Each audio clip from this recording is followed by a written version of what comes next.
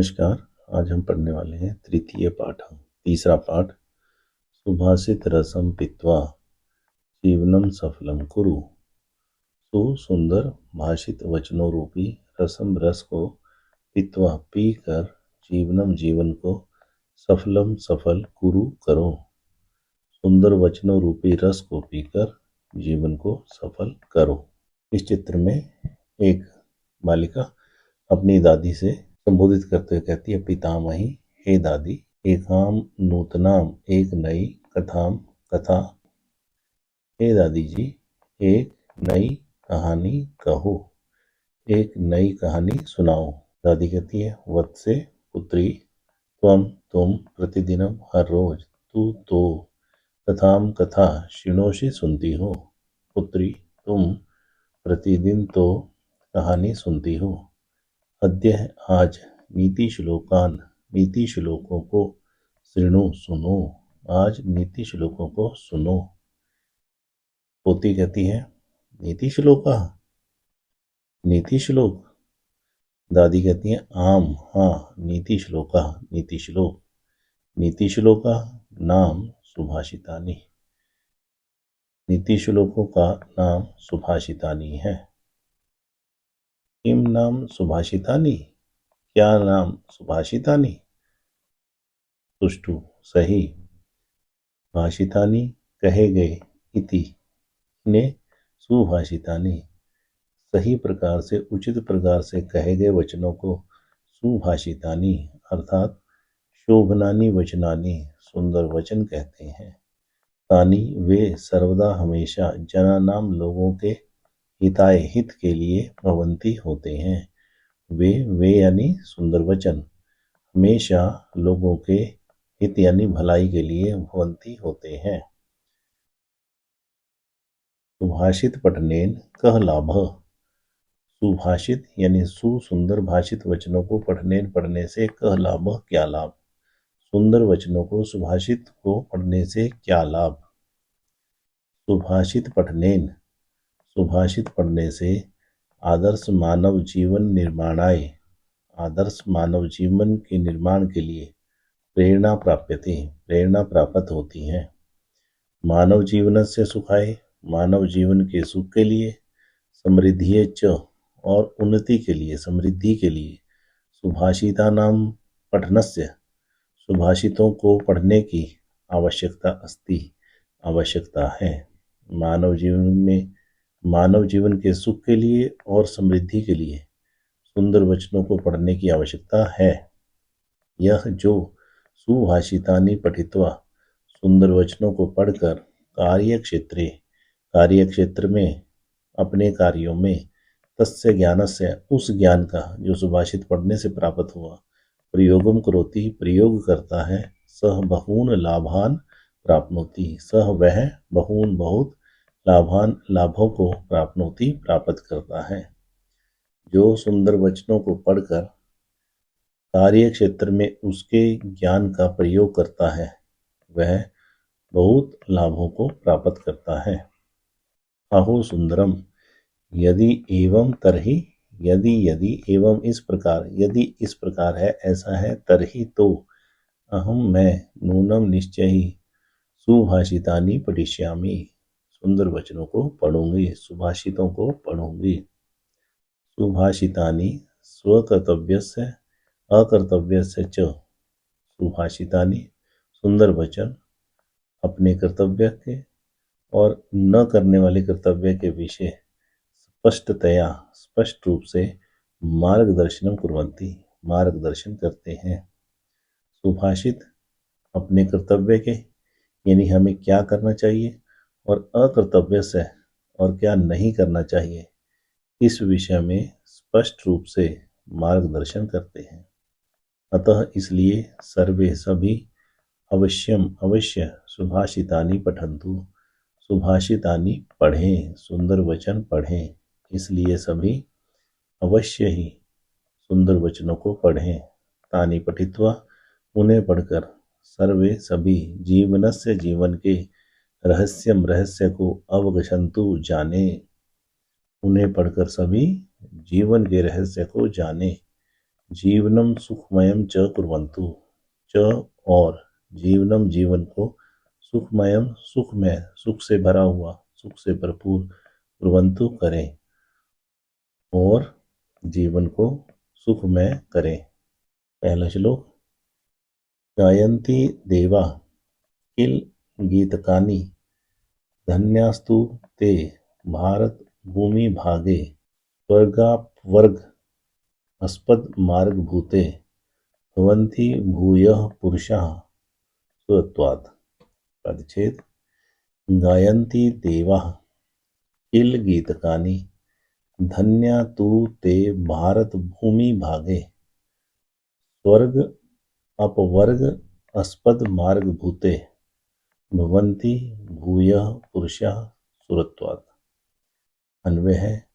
भारत भूमि भागे, भारत भूमि भाग पर ये जो भवन्ति है, भारत की धरती पर जो है, ते धन्या वे धन्य हैं, अर्थात जो भारत के लोग जो लोग भारत की भूमि पर हैं अर्थात भारतीय लोग, ते धन्या वे धन्य हैं। इति ऐसे देवः गीतकानि गायन्ति, देवः देवता गीतकानि गीत गायन्ति गाते हैं, ऐसे गीत देवता गाते हैं। किल निश्चय ही ऐसे गीत देवता गाते हैं। कैसे गीत कि भारत भूमि पर जो लोग जन्म लेते हैं वे धन्य हैं। स्वर्ग अपवर्ग अस्पद मार्ग भूते, स्वर्ग अपवर्ग मोक्ष, स्वर्ग और मोक्ष के मार्ग भूते यानी कि जो भारत भूमि है वो स्वर्ग और मोक्ष की रास्ता देने वाली है, मार्ग भूते मार्ग प्रदान करने वाली है। तू तो देवा देवता यानी सुरत्वात भूय पुरुषा अर्थात यहाँ के जो पुरुष हैं वो सुरत्वात भूय भवन्ति देवत्व से भरपूर होते हैं, अर्थात भारतीय पुरुषों में भारतीय लोगों में देवत्व होता है। देवत्व होते हुए वे भारतीय पुरुष होते हैं। भावार्थ। ये मानवा जो मानव अस्याम भारत भूमौ इस भारत भूमि पर जन्म प्राप्नुवन्ति जन्म प्राप्त करते हैं, ते धन्या वे धन्य हैं। जो मनुष्य इस भारत भूमि पर जन्म प्राप्त करते हैं वे धन्य हैं। इति भारत भूमे इस भारत भूमि का गुणगानम देवा कुर्वन्ति गुणगान देवता करते हैं। अतः इसलिए वयम सर्वे भारतीय हम सभी भारतीय भाग्यशालिनः स्मः भाग्यशाली हैं। इसलिए हम भारतीय भाग्यशाली हैं। क्यों? क्योंकि हमारा जन्म भारत भूमि पर हुआ है। धर्म अर्थ काम मोक्ष आदि प्राप्ति धर्म अर्थ काम मोक्ष आदि के प्राप्त करने में मार्ग भूते रास्ते में प्राप्त करने के रास्ते में काम मोक्ष आदि प्राप्त करने के रास्ते में अस्मिन् भूखंडे इस धरती पर देवा अपि देवत्वम विहाय देवता भी देवत्व को विहाय छोड़कर मनुष्य रूपेण मनुष्य के रूप में जन्म ग्रहणार्थम जन्म ग्रहण करने के लिए अभिलषन्ति इच्छित होते हैं। धर्म अर्थ काम मोक्ष आदि की प्राप्ति के मार्ग वाली धर्म अर्थ काम मोक्ष आदि के प्राप्ति के मार्ग वाली इस भूखंड पर इस धरती पर देवता भी अपने देवत्व को छोड़कर मनुष्य के रूप में जन्म ग्रहण करने की अभिलाषा करते हैं। दूसरा श्लोक।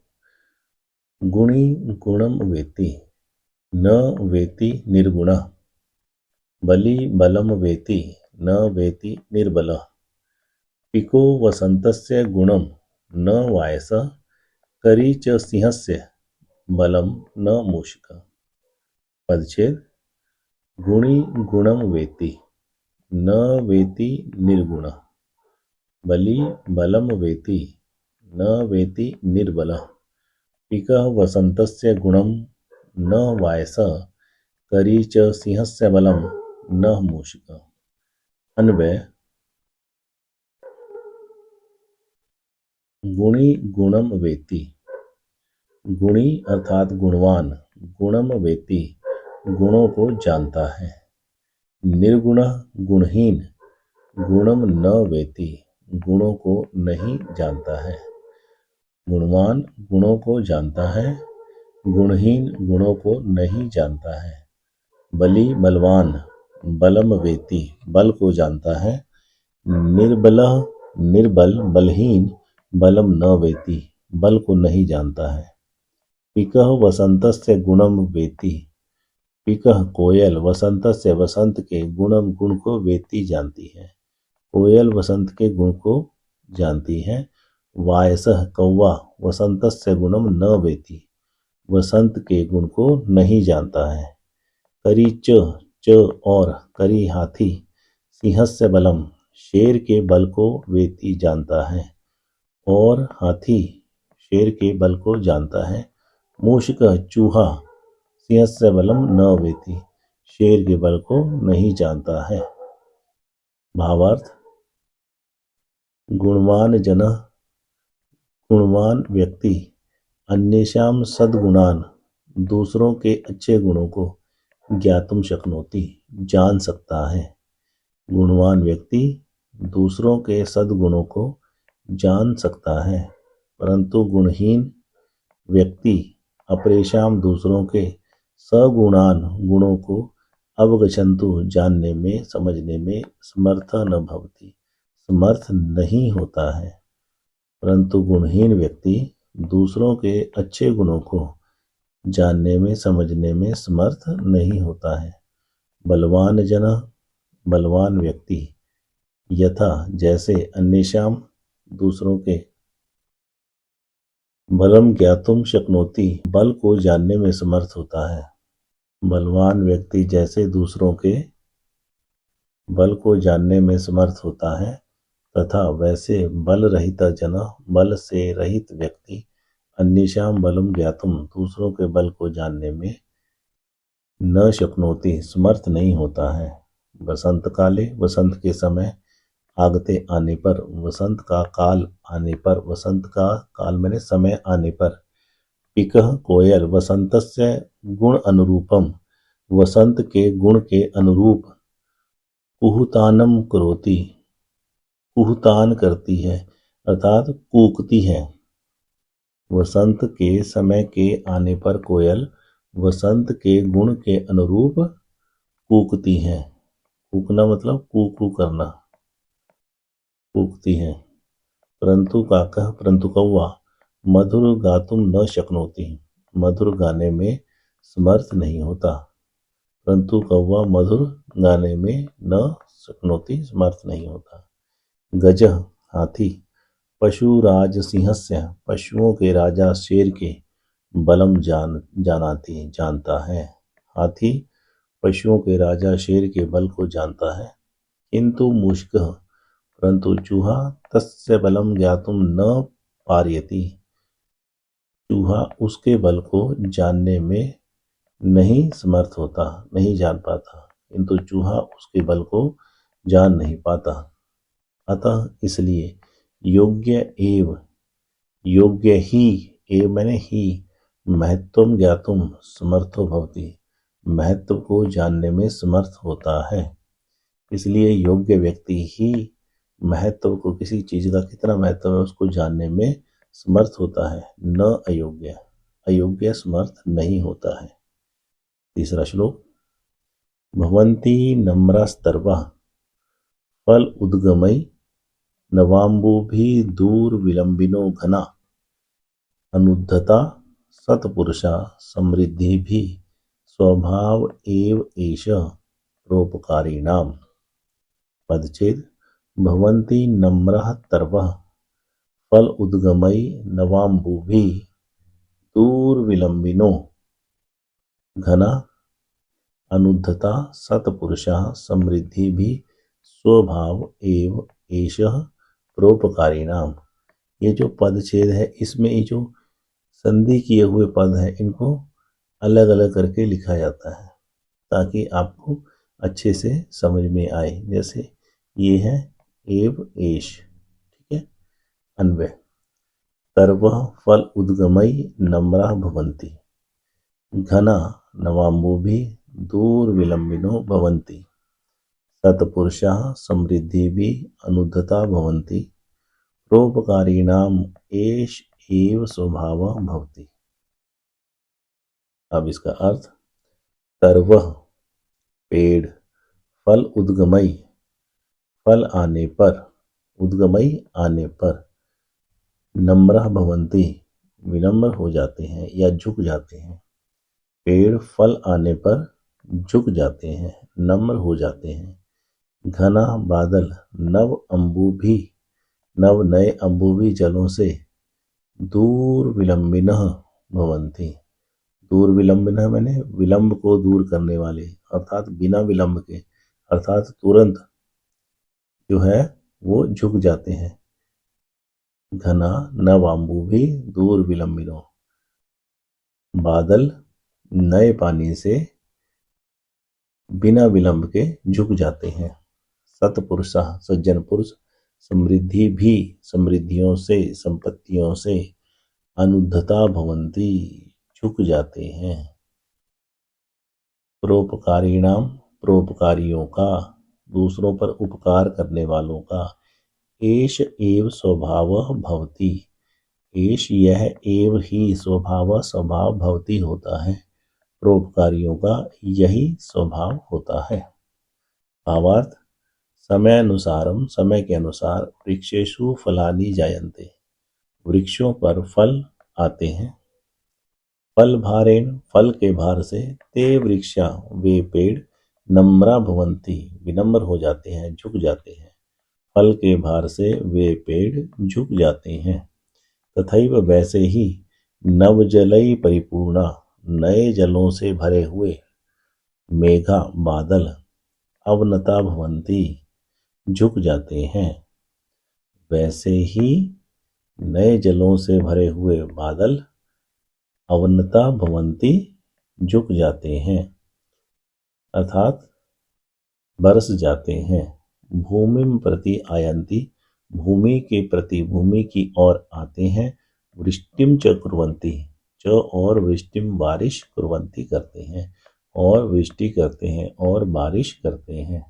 अस्मिन इस संसारे संसार में, इस संसारे संसार में, बहवः परोपकारिणः जना सन्ति, बहवः बहुत, परोपकारिणः परोपकारी, जनाः लोग सन्ति हैं, इस संसार में बहुत से परोपकारी लोग हैं।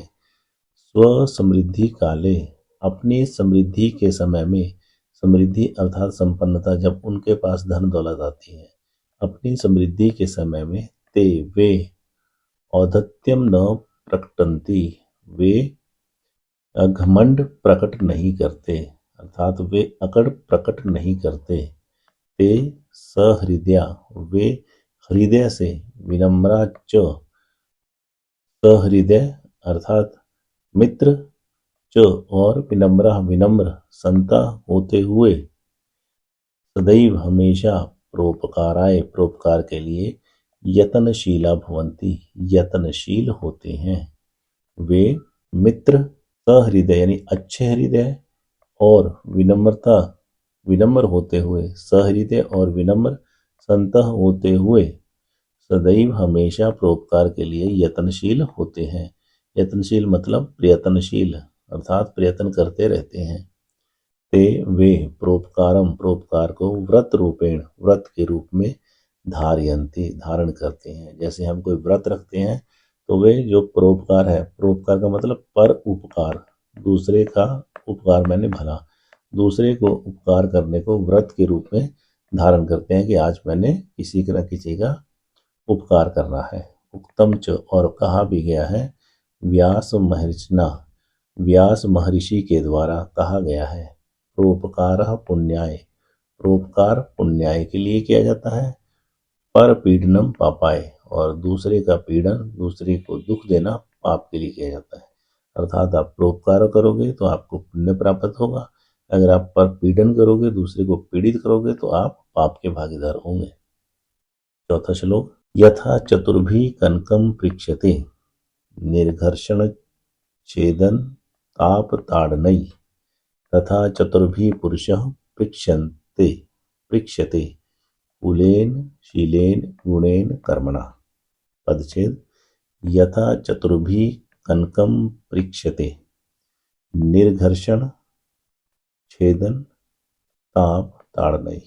अब आप पदच्छेद देखिए, पदों का छेदन, पदों को अलग अलग करना, ये यहाँ पे।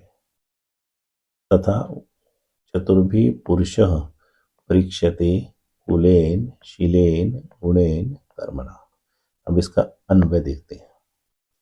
यथा जैसे, निघर्षण रगड़ने से, छेदन काटने से, ताप जलाने से, तपाने से, ताड़नई पीटने से, चतुर्भी चार उपायों से, कनकम पृक्षते सोने की परीक्षा ली जाती है। जैसे घिसकर, काटकर, तपाकर और पीटकर, चार उपायों से सोने की परीक्षा ली जाती है। अर्थात सुनार इन चार प्रकारों से सोने को परखता है। तथा वैसे कुलेन कुल से, शीलेन शील से, आचरण से, गुणेन गुण से, कर्मणा च और कर्म से, चतुर्भी इन चारों से, पुरुषः परीक्षते पुरुष की परीक्षा ली जाती है। अर्थात पुरुष जो है वो परीक्षित होता है, परीक्षा ली जाती है पुरुष की इन चार प्रकारों से। भावार्थ, स्वर्णकार सुनार सुवर्णस्य सोने की शुद्धताम आकलितुम शुद्धता का आकलन करने के लिए आदौ सबसे पहले निकष प्रस्त्रे पत्थर पर निघर्षणम करोति घर्षण करता है अर्थात रगड़ता है। सुनार सोने की शुद्धता का आकलन करने के लिए, अनुमान लगाने के लिए सबसे पहले उसे पत्थर पर घर्षण करता है अर्थात रगड़ता है। तद अनंतरम उसके बाद तस्य सुवर्णस्य उस सोने का कर्तनम करोति उसका कर्तन करता है, उसको काटता है। ततः अग्निना दाह्यति उसके बाद अग्नि के द्वारा जलाता है। अंते सुवर्ण खंडे अंत में सुवर्ण सोने के टुकड़े पर प्रहारम करोति प्रहार करता है अर्थात उसको पीटता है, ताड़ता है। ये भी चतुर्भी प्रकार इन चारों प्रकारों से परीक्षित करके, परीक्षा लेकर, सुवर्णस्य पूर्ण शुद्धताम सोने की पूरी शुद्धता को ज्ञातुम शक्नोति जानने में समर्थ होता है।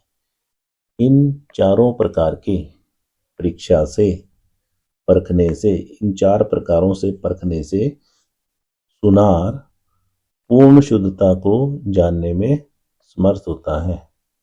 इसकी सोने की, सुवर्ण से। तथैव वैसे ही पुरुष अपि पुरुष भी चतुर्भी उपाय चार उपायों से परीक्षणीय परीक्षा करने योग्य है। अर्थात पुरुष की भी, व्यक्ति भी चार प्रकार के उपायों से परीक्षा की जा सकती है। यथा जैसे, तस्मिन् परिवारे अयम जनः जन्म अलभत तस्मिन् किस परिवारे परिवार में अयम इस जनः व्यक्ति ने जन्म अलभत लिया। जैसे पहला इसके परीक्षा है चारों में कि किस परिवार में इस व्यक्ति ने जन्म लिया। तस्य स्वभाव कीदृश अस्ति तस्य उसका स्वभाव कीदृश कैसा अस्ति है उसका स्वभाव कैसा है। सह कीदृशै गुणै युक्त अस्ति सह वह कीदृशै कैसे गुणै गुणों से युक्त अस्ति है वह कैसे गुणों से युक्त है।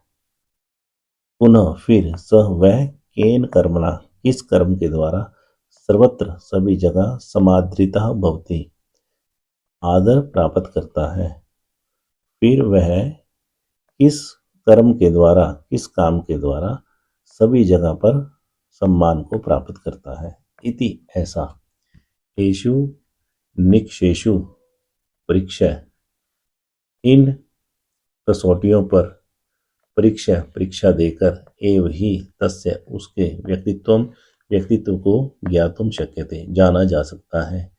इन कसौटियों पर परीक्षा लेकर ही उसके व्यक्तित्व को उसके यानी पुरुष के व्यक्तित्व को जाना जा सकता है।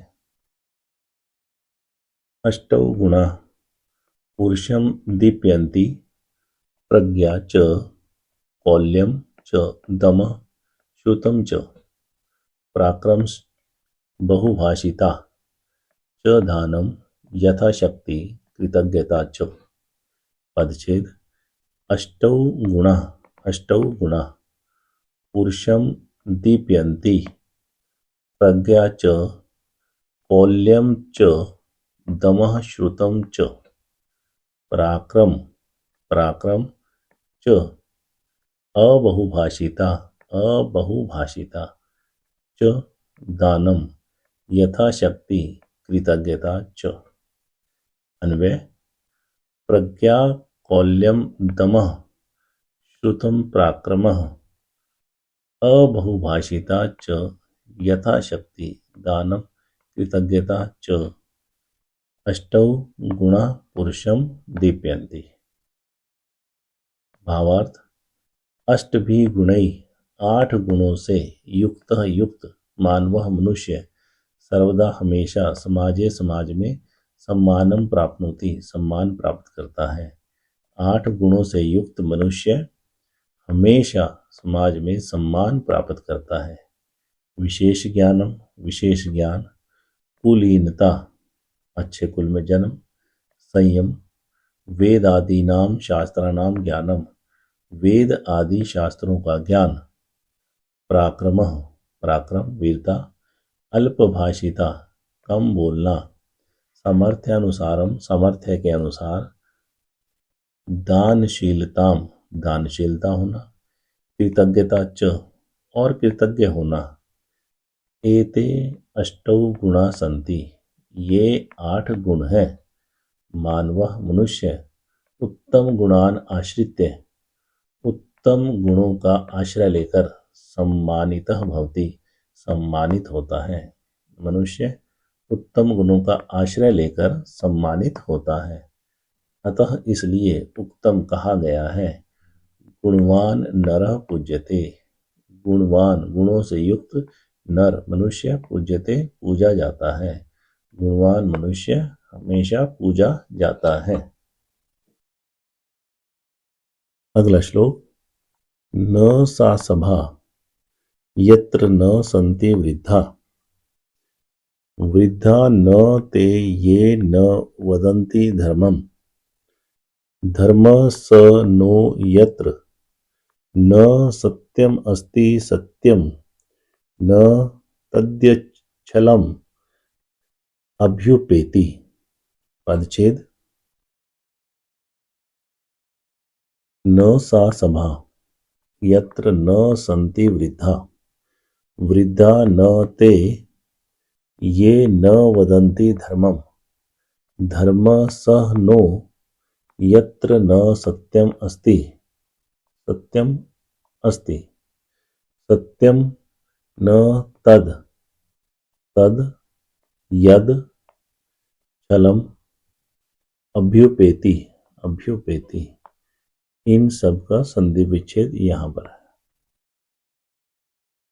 अन्वय सा सभा न अस्ति, सा वह सभा न नहीं अस्ति है, वह सभा नहीं है। कौन सी सभा नहीं है? यत्र वृद्धा न सन्ति, जहां पर वृद्ध नहीं है। वह सभा नहीं है जहां पर वृद्धा न सन्ति, वृद्ध नहीं है। ते वृद्धा न सन्ति, वे वृद्ध नहीं है। ये धर्मम न वदन्ति, ये जो धर्म को न नहीं वदन्ति बोलते हैं, वे वृद्ध नहीं है, वे व्यक्ति भी वृद्ध नहीं है जो धर्म को नहीं बोलते हैं। सह धर्म न अस्ति, वह धर्म भी नहीं है यत्र सत्यम न अस्ति, यत्र जहाँ सत्यम सत्य न नहीं अस्ति है, जहाँ सत्य नहीं है, वह धर्म नहीं है जहाँ सत्य नहीं है। तत् सत्यम न, वह सत्य भी नहीं है। यत् छलम उभ्युपेति, जहाँ पर छल किया जाता है, छल का दिखावा किया जाता है। भावार्थ,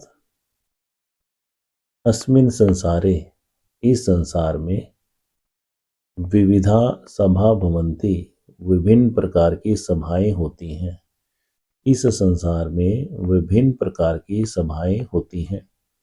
सभासु जन समागमः भवति, सभाओं में जन का समागम होता है। समागम मतलब आना, लोगों का आना होता है।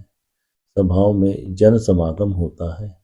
बहुभाषणम प्रचलति, बहुत प्रकार का भाषण प्रचलति चलता है, बहुत प्रकार का भाषण चलता है। तेन साफल्यम न भवति, तेन उससे किससे, जहाँ पर लोग आते हैं और भाषण चलता है उससे, साफल्यम न भवति, सफलता नहीं मिलती है। वस्तुतः सा एव सभा सफला, वस्तुतः वास्तव में, सा मैंने वह, एव मैंने ही, सभा सफला भवति, सफल होती है। वास्तव में वह ही, दोनों को जोड़ देंगे, वही सभा सफल होती है। यत्र वयोवृद्धा ज्ञान वृद्धा च जना भवेयु, जहाँ पर वयोवृद्ध, आयु में वृद्ध, ज्ञान वृद्धा, ज्ञान में वृद्ध च, और जहाँ पर आयु में वृद्ध और ज्ञान में वृद्ध, जना भवेयु, लोग हों। वास्तव में वही सभा सफल होती है जहाँ पर आयु में बूढ़े और ज्ञान में बूढ़े, आयु में वृद्ध और ज्ञान में वृद्ध लोग हों, वही सभा सफल होती है। पुनरपि ते ज्ञान वृद्धा धर्म विषये वदेयु, पुनरपि उसके बाद भी, ते ज्ञान वृद्धा, वे जो ज्ञान वृद्ध व्यक्ति हैं, धर्म विषये वदेयु, धर्म के विषय में बोले, धर्म के विषय में कहें। धर्म संबद्धायाम चर्चायाम, धर्म से संबंधित चर्चा में, सत्यम एव वक्तव्यम, सच ही बोलना चाहिए।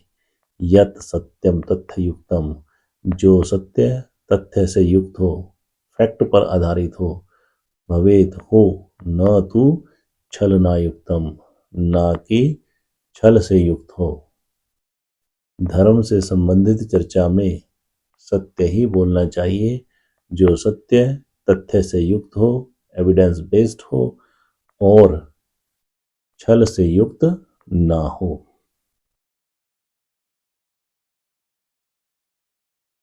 अगला श्लोक, दुर्जनेन समम सख्यम प्रीतिम च अपि न कार्येत, उष्णो दहति च अंगारः, शीतः कृष्णायते करम। पदच्छेद, दुर्जनः समम सख्यम प्रीतिम च अपि, चापि च जमा अपि, न कार्येत, उष्णो उष्ण, दहति दहति, चंगारः च जमा अंगारः, शीतः कृष्णायते, शीतः कृष्णायते करम।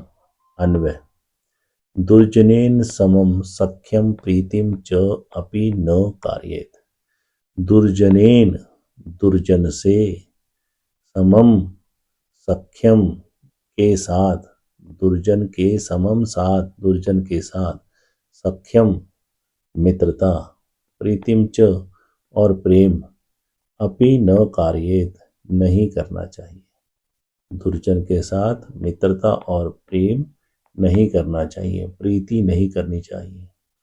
उष्णः अंगारः, गरम अंगार, दहती जलाता है। अंगार समझते हैं, जब हम लकड़ी जलाते हैं तो जो लकड़ी के जलने के बाद जो उसमें आग बच जाती है उसे अंगार कहते हैं। उष्णः अंगारः, गरम अंगार दहती जलाता है। शीतः च करम कृष्णायते, च और शीतः ठंडा, और ठंडा होने पर वही अंगार कर्म हाथ को कृष्णायते काला कर देता है। दुर्जन के साथ मित्रता और प्रीति कभी नहीं करनी चाहिए, क्योंकि गर्म अंगार जलाता है और ठंडा हाथ को काला करता है, अर्थात दोनों ही प्रकार से हानि को पहुंचाता है। भावार्थ, दुर्जनेन सह मैत्री न करणीया।